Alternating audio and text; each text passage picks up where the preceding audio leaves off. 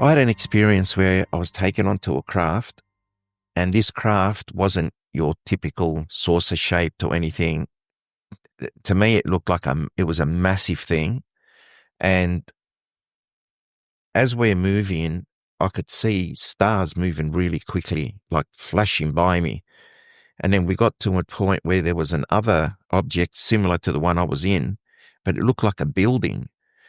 But they were up in the sky. They weren't on the ground. And it was like we were docking against it. And I was lying on a table and I could see the windows. I could see stars going past me. And then I see this other building, what I thought was a building, bright white, very, very white. And it had um, long windows that were very darkly tinted. And as we got closer, I realized, shit, we're either going to crash against it or we're docking against it, you know? And as that happened, I felt myself travel through the wall, but up high towards the ceiling, and go through the other building. And now I'm hovering on the ceiling looking down, and I'm in this what looked like a room and a woman in her bed. And she would have been, I'd say she looked Italian background or Spanish, in her 40s. She had dark hair, black hair, probably just to her shoulders, maybe a little bit longer. I mean, she was lying down in her bed. And this is where this really gets me. I started to slowly and gradually drop down towards her, and she's looking at me petrified. Now, whether aliens got us together and made it happen, or she's never experienced anything like it and is freaking out as she's awake and it's not a dream. And as I get closer and closer, as I'm hovering, I'm getting down and I'm right on top of her.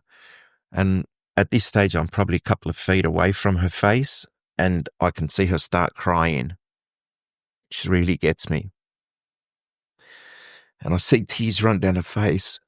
And as I got closer and closer to her, and I was inches from her face, and I remember looking her right in the eyes, and she was looking at me petrified, like it just broke me. And I remember looking at her, and I could see how weak she was and how vulnerable. And I just looked in her eyes and I mouthed to her. I said to her, I'm so, so, so sorry. And I said, so, so sorry 3 times. And things happened, and I knew it wasn't her choice to do it. It wasn't my choice to do it, but it was something that we were forced or bought to do for whatever reason. And then everything's back, and I'm back in the other building or craft or whatever, and I'm moving back, being taken back. But I could never get this image out of my mind that this thing happened, and this woman was so afraid. Fuck.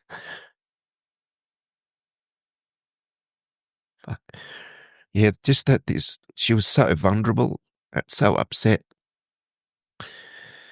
And it played on my mind for a long, long time.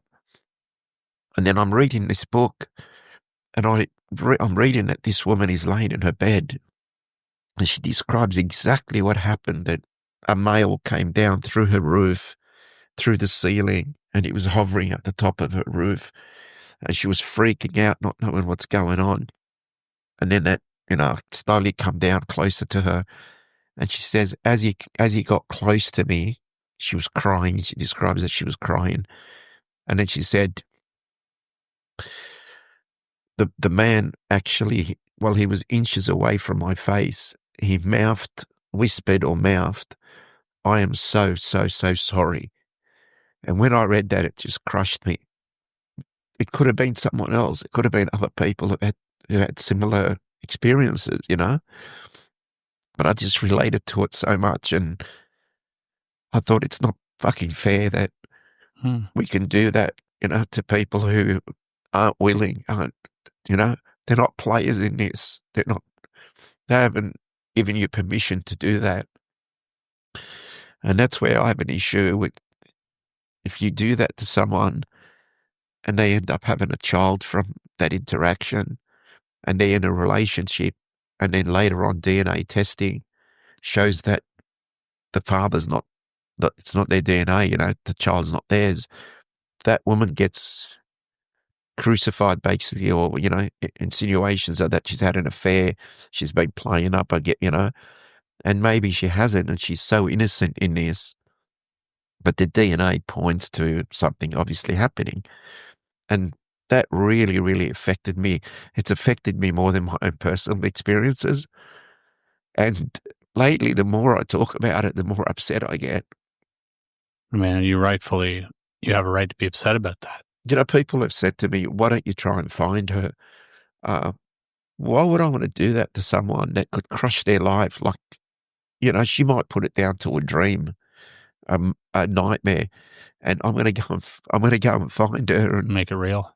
and make it so real that we both have to deal with something like that. And I'm not ready to do that, you know. No. And even if I know who she is, I probably wouldn't go and, you know, be in her face and try and force the issue, Yeah. you know.